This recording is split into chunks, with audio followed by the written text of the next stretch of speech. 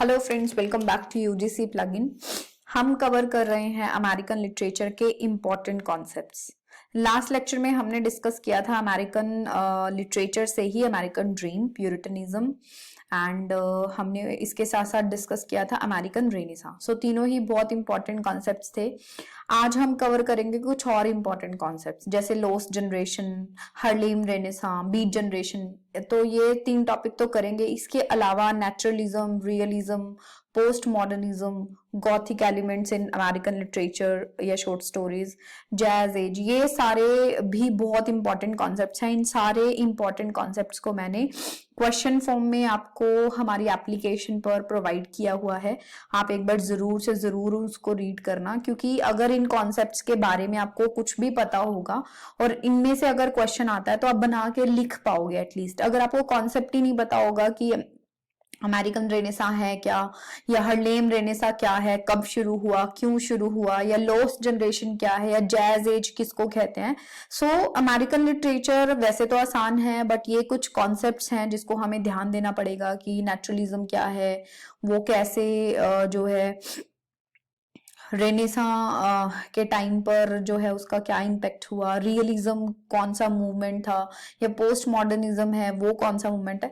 तो ये सारे के सारे कॉन्सेप्ट्स आपको पता होने जरूरी हैं। एक बार रीडिंग कर लोगे तब भी आपको आइडिया लग जाएगा, क्योंकि कुछ भी मुश्किल नहीं है। अमेरिका की हिस्ट्री आपको पता ही है कि किस तरह से गुलामी थी, फिर वहां पर किस तरह से उन्होंने आजादी पाई, किस तरह से अमेरिकन ड्रीम हमने लास्ट टाइम डिस्कस किया था, एंड फिर अमेरिकन अफ्रीकन वाला एक दौर चलता है जहां ब्लैक एंड वाइट का जो संघर्ष है वो चलता है।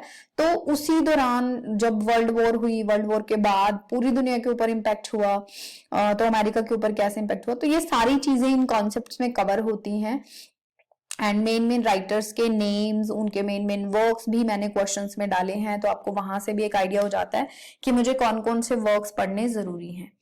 सो आज का हम अपना फर्स्ट क्वेश्चन देख लेते हैं। आज का हमारा फर्स्ट क्वेश्चन है, analyse the experiences and disillusionment of the lost generation. How did writers like Hemingway and Fitzgerald capture the spirit of this era in their works.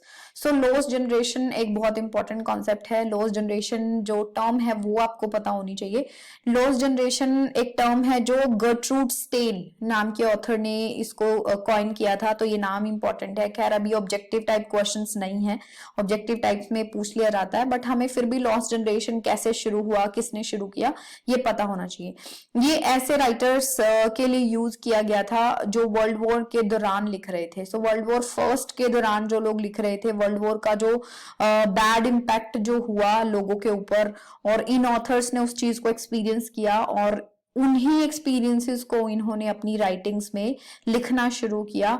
And वो कौन कौन सी चीजें हैं जो इनके राइटिंग्स में थीम बनकर आई, एमलेसनेस, क्योंकि जब वर्ल्ड वॉर 1 हुई बहुत बड़े लेवल पर डिस्ट्रक्शन हुआ एंड लोगों की लाइफ में ये समझ नहीं आ रहा था उनको कि हमारा लाइफ का एम क्या है, क्या ऐसी वर्ल्ड वॉर्स होती रहेंगी, क्या हम लोग कभी पहले की तरह नॉर्मल लाइफ जिएंगे या नहीं। एंड लोगों का एक और चीज हुई थी, जो ट्रेडिशनल वैल्यूज हैं, गॉड है, जो डेली रूटीन में वो लोग ट्रेडिशनल वैल्यूज को फॉलो कर रहे थे, उसमें फेथ की बहुत कमी हो गई थी। तो इस तरह की थीम्स हमें लॉस्ट जनरेशन के जो राइटर्स हैं उनके वर्क्स में दिखाई देती है। इन राइटर्स में अर्नेस्ट हेमिंगवे का बड़ा नाम है, एंड अर्नेस्ट हेमिंगवे का सन ऑल्सो राइजेस आपने अपने मास्टर्स में पढ़ा ही होगा। एफ स्कॉट फिट्जरॉल्ड भी इसमें शामिल है, और भी बहुत से राइटर्स हैं जो लॉस्ट जनरेशन में आते हैं। आप इंटरनेट पे सर्च करोगे तो आपको पूरी लिस्ट निकल के आ जाएगी उनके वर्क्स के। मोटा मोटा एक एक वर्क आप देख लेना, ताकि अगर हमें स्पेसिफिक किसी ऑथर के ऊपर आता है तो हमें कुछ तो पता हो। बेसिकली हम एक्सप्लेन कर सकते हैं इंट्रोडक्शन में कि लॉस्ट जनरेशन कब, क्यों, किसने दिया नाम, कौन लोग हैं, किस तरह की थीम्स के बारे में लिखते हैं। सो इनके वर्क्स में डेथ के बारे में, डिस्ट्रक्शन के बारे में, एलियनेशन इनकी एक मेन थीम है, despair and search for meaning, life का मीनिंग क्या है उसकी सर्च, ऐसी थीम्स हमें इनके वर्क्स में दिखाई देती हैं। सो ये एक जनरल चीज होती है, जब किसी भी क्वेश्चन में लॉस्ट जनरेशन से रिलेटेड आएगा उसमें डाल सकते हो। ठीक है। उसके बाद स्पेसिफिक अगर राइटर्स के बारे में पूछा जाए तो आपको उन राइटर्स के वर्क्स में तो जो जो है वो डालना ही पड़ेगा। जैसे यहाँ पर दो राइटर्स हैं, हेमिंगवे एंड फिट्जरोल्ड। हेमिंगवे का सन ऑल्सो राइजेस जैसे मैंने कहा आपने अपने मास्टर्स में पढ़ा होगा। सो इस नॉवल में भी आपने स्टोरी अगर आपको याद है, नहीं याद है तो आप इसको एक बार रीड करना। पोस्ट वॉर के जो इफेक्ट्स हैं वो दिखाई देते हैं एंड लाइफ का एक क्लियर पोर्ट्रेयल इस नॉवल में दिखाया है कि वॉर के बाद जो लोग वॉर में शामिल थे उनके ऊपर क्या इम्पैक्ट हुआ और जो लोग नहीं शामिल थे उनकी लाइफ कैसी चल रही है। सो ये जो डिसइल्यूजनमेंट्स हैं लाइफ की वो दिखाई है अर्नेस्ट हेमिंगवे ने।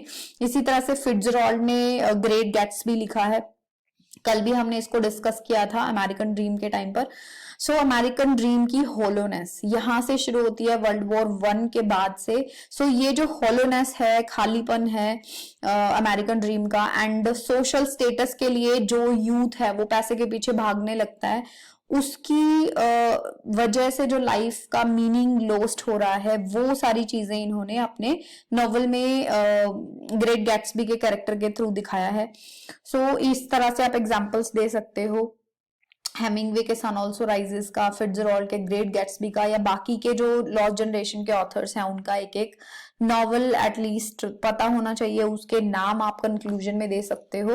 एंड इम्पैक्ट एंड लेजेसी आप इसको इस तरह से हेडिंग नहीं देंगे, आप सिर्फ ये मैंने आपके अंडरस्टैंडिंग के लिए दिया है, आप इसको एज अ कंक्लूजन लिख सकते हो कि जो लॉस्ट जनरेशन के वर्क्स हैं उसका अमेरिकन लिटरेचर के ऊपर कितना डीप इन्फ्लुएंस पड़ा, उससे एक चैलेंज जो है ऑथर्स ने ट्रेडिशनल जो वे है राइटिंग्स का, थीम्स का, उसको दिया है। एंड जो एलियनेशन एंड डिसइल्यूजनमेंट की सिचुएशन वॉर के बाद आ गई थी उसको एक्सप्लेन करने में इन्होंने काफी अच्छा रोल प्ले किया है। तो ये हमारा लॉस्ट जनरेशन का क्वेश्चन था। सेकंड हमारा आज का क्वेश्चन है discuss the key figures and themes of the Harlem Renaissance. How did this movement contribute to developing African American literature and culture? So Harlem Renaissance भी एक बहुत बहुत इंपॉर्टेंट कॉन्सेप्ट है अमेरिकन लिटरेचर में। एक इंपॉर्टेंट मूवमेंट हम इसको कह सकते हैं जो अफ्रीकन अमेरिकन लोगों ने शुरू किया था अपने ही कल्चर को डेवलप करने के लिए, अपने लिटरेचर को दुनिया को दिखाने के लिए, हम ये कह सकते हैं।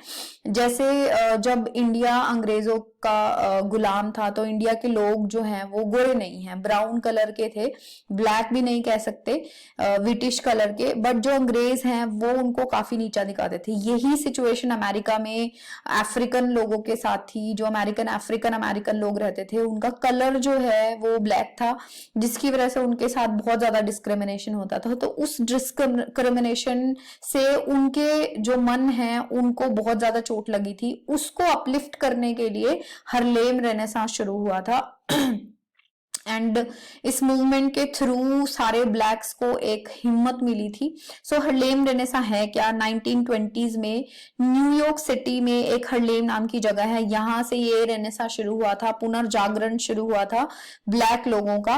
सो ये समय था जब अफ्रीकन अमेरिकन आर्टिस्ट, म्यूजिशियंस, जो उनके राइटर्स हैं, इंटेलेक्चुअल्स हैं, उनकी काफी ग्रोथ हुई थी। उन्होंने अपनी आर्ट को, अपने काम को पहचाना और उन्होंने कहा कि हमारा जो एक कल्चर है वो बहुत रिच है, वो पीछे से चला आ रहा है, सिर्फ हमारा कलर आप मत देखो, हमारे कलर के बेसिस पे आप ये चीजें डिसाइड नहीं कर सकते कि कौन जो है वो सुपीरियर है और कौन इंफीरियर है। सो इस थॉट के साथ हार्लेम रेनेसां शुरू हुआ था 1920s में हार्लेम नाम की जगह पर।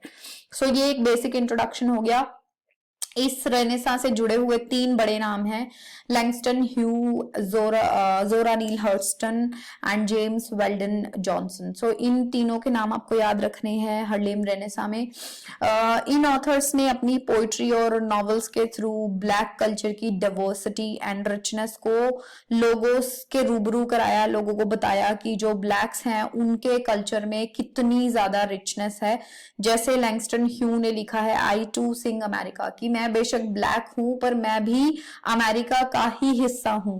एंड जैसे अमेरिका के बाकी लोगों को सपने देखने का, उनको पूरे करने का एक राइट है, वैसे ही मैं बेशक ब्लैक हूं, मुझे भी इस कंट्री में उतना ही हक है। जोरा नील हर्स्टन ने जो है their eyes were watching God करके एक नॉवल लिखा है जिसमें उन्होंने सेम स्पिरिट को दिखाया है, एंड सदर्न फोकलोर से ये कहानियां ली गई हैं। जेम्स वेल्डन ने भी लिखा है lift every voice and sing, so ये लिरिक है, एंड ये ब्लैक नेशनल एंथम बना, ठीक है। तो इस तरह से आप एग्जाम्पल्स लिख सकते हो इन्हीं ऑथर्स के। अगर आपने कोई वर्क्स पढ़े हैं, अपने मास्टर्स में पढ़े हैं, या आपको पता है या आप पता करना चाहते हो, वो भी आप इसमें एज एन एग्जाम्पल दे सकते हो। वैसे तो ये भी एक एक एग्जाम्पल भी काफी है, बट अगर आपको कोई और पता है तो आप वो भी बता सकते हो। थीम्स इनकी क्या होती हैं, इनकी जो मेन थीम्स होती हैं, ब्लैक आइडेंटिटी को एक तरह से लोगों के सामने एक रिचनेस से वो करना, दिखाना, ठीक है। सो ऐसे राइटर्स की मेन जो कोशिश थी वो ये थी कि ब्लैक आइडेंटिटी को अमेरिका में बराबरी दिलवानी है, एंड उन्हें उनके कल्चर की वो सारी चीजें बतानी है जो महान है। ये इनका मेन फोकस होता था, ताकि अमेरिका के जो गोरे लोग हैं उन्हें वो नीचा ना दिखा सकें, एंड उनकी भी लाइफ में एक स्टेबिलिटी हो, इक्वालिटी हो। ये मेन इनकी थीम्स रहती थी। नेक्स्ट क्वेश्चन देखते हैं। नेक्स्ट क्वेश्चन है बीट जनरेशन के ऊपर। सो ये भी एक इम्पॉर्टेंट टाइम था अमेरिकन लिटरेचर में। Explore the counter cultural movement of the beat generation. How did writers like Kerouac and Allen Ginsberg challenge societal norms and explore themes of individualism, spirituality and social justice? So beat generation क्या है, कैसे ये counter cultural movement बना, शुरू हुआ, ये चीजें बतानी है। साथ में हमें दो ऑथर्स हैं, कैरुएक एंड गिन्सबर्ग, उनके वर्क्स में से एग्जाम्पल्स हमें यहाँ पर देने हैं। सो बीट जनरेशन एक लिटरेरी एंड सोशल मूवमेंट था जो 1950s में पोस्ट वर्ल्ड वॉर कौन सी, वर्ल्ड वॉर टू। सो 1945 में वर्ल्ड वॉर टू खत्म हुई थी, उसके बाद 1950s में ये मूवमेंट शुरू हुआ था। बीट राइटर्स जो हैं उन्होंने अमेरिका में पोस्ट वॉर जो सोशल कल्चर नॉर्म्स है उनको चैलेंज किया था, यानी कि वो सोसाइटी में जो चीजें गलत ट्रैक पर उनको लगता था चल रही हैं, जो लोगों ने सोशल एक सेटअप बना लिया है कि पैसा इकट्ठा करना है, होड़ लग गई थी सोशली, लोगों के अंदर जो चीजें बुरी शुरू हो रही थी उसको चैलेंज किया है बीट जनरेशन के राइटर्स ने। सो राइटर्स का एक मूवमेंट है, ऐसा कुछ नहीं है कि लोगों ने सड़कों पे उतरे थे। वो 1950s में ऐसे राइटर्स हुए जिनको बीट जनरेशन कहते हैं, बीट राइटर्स कहते हैं, और वो पोस्ट वर्ल्ड वॉर के बाद शुरू हुआ था। एंड पोस्ट वर्ल्ड वॉर के बाद जो सोसाइटी में प्रॉब्लम्स आई थी उनको चैलेंज करने का मेन काम इनका था। सो इस मूवमेंट के की फीचर्स को समझना बहुत जरूरी है। इस मूवमेंट के की फीचर्स क्या थे? वॉर के बाद सब अर्बन लाइफस्टाइल को जो है फॉलो किया जाने लगा, एंड इन्होंने उस कल्चर को, उस वे ऑफ लाइफ को रिजेक्ट किया। इन्होंने इंडिविजुअलिटी एंड बोहेमियन लाइफस्टाइल को एक्सेप्ट किया। बोहेमियन लाइफस्टाइल क्या होता है? बोहेमियन लाइफस्टाइल होता है जहां पर लोग फ्री स्पिरिटेड घूमते हैं, अनकन्वेंशनल तरीके से वो लाइफ को जीते हैं, यानी कि जो समाज आपको कह रहा है उस तरह से ना जी के आप अपनी एक आइडेंटिटी बनाते हो। और सोसाइटी की जो मेन स्ट्रीम है, मेन स्ट्रीम मतलब जो मोस्टली लोग जिस चीज को फॉलो करते हैं उससे हट के आप एक लाइफ जीते हो, जैसे सोशल एटिकेट्स को रिजेक्ट करना। एंड ये लोग फोकस करते हैं किस चीज के ऊपर? सिंपल लिविंग, कि लाइफ जो है वो बहुत सिंपल होनी चाहिए। फ्री लव एक मूवमेंट चला था इंग्लैंड में भी, उस तरह ही का फ्री लव है। और वॉलंटरीली ये लोग गरीबी में रहना, नेचर के साथ कनेक्ट रहना, इन सारी चीजों में बिलीव करते थे। तो ये सारा कुछ होता है बोहेमियन लाइफस्टाइल। सो बोहेमियन लाइफस्टाइल को ये फॉलो करते थे। उसके अलावा स्पिरिचुअलिटी के ऊपर इनका फोकस रहता था, एंड बुद्धिज्म जैसी स्ट्रीम्स को ये फॉलो करना चाहते थे, एंड वहां से मेडिटेशन के थ्रू ये लाइफ के एक्चुअल मीनिंग तक पहुंचने का इनका मेन मोटिव होता था। ये लोग सोशल एंड पॉलिटिकल इनजस्टिस के भी खिलाफ लिखते थे, तो हम ये कह सकते हैं सोशल एंड पॉलिटिकल एक्टिविज्म इनके वर्क्स में हमें दिखाई देता है, जैसे रेसिज्म और पॉवर्टी, ऐसी चीजों के खिलाफ ये बोलते थे, ऐसी चीजों के खिलाफ ये लिखते थे। सो यहाँ पर मैंने दो राइटर्स के दो नॉवेल्स के एग्जाम्पल लिए हैं, जैसे कि ऑन द रोड लिखा है कैरियोक ने, जैक कैरियोक ने। एंड जिसमें हमें बीट जनरेशन के सारे फीचर्स दिखाई देते हैं, जिसमें फ्रीडम की, रिबेलियन की थीम है, एंड सर्च फॉर मीनिंग की लाइफ का मतलब क्या है एक्चुअल में। तो रिलीजन जो है, एक्चुअल जो रिलीजन है वो हमें लाइफ के मीनिंग को ढूंढने के लिए जो है बाध्य करता है। एंड ऐसी ही चीजें ये लोग भी फॉलो कर रहे थे। और एलन गिन्सबर्ग ने हाउल लिखा है, हाउल की समरी पढ़ना जरूरी है। सो ये भी एक पावरफुल और कंट्रोवर्शियल वर्क है जिसने सोसाइटल नॉर्म्स को चैलेंज किया था। एंड बीट जनरेशन का हम इसे मेन वर्क कह सकते हैं, ठीक है। सो इसके अलावा भी बीट जनरेशन में और राइटर्स हैं, उनके एग्जांपल्स, उनके नेम्स, उनके वर्क्स के नेम आप कंक्लूजन में दे सकते हो। इस तरह से आपका क्वेश्चन जो है एंड अप कर सकते हो। एंड इस बीट जनरेशन के जो राइटर्स हैं उसका इम्पैक्ट फ्यूचर जनरेशन पर क्या पड़ा वो भी आप कंक्लूड करके लिख सकते हो। सो यहाँ पर हमारे 3 और इम्पॉर्टेंट कॉन्सेप्ट हमने कवर कर लिए। हमने 6 टोटल कॉन्सेप्ट्स हैं जो अमेरिकन लिटरेचर से कवर किए हैं। आपका अगर कोई ऐसा कॉन्सेप्ट है जो आपको समझ नहीं आ रहा है, मुझे प्लीज कमेंट सेक्शन में बताना कि मैम मुझे ये वाला कॉन्सेप्ट समझ नहीं आ रहा है। बाकी तो इसी तरह से क्वेश्चंस बना के जितने भी इंपॉर्टेंट कॉन्सेप्ट्स है मैंने आपको क्वेश्चन फॉर्म में दिए ही हैं, आप उनको जरूर पढ़ना। कुछ ना समझ में आए तो मुझे मैसेज करके पूछ सकते हो। And thank you so much for watching. जल्दी मिलेंगे अगली वीडियो में, ठीक है। तब तक bye bye and happy learning, stay healthy.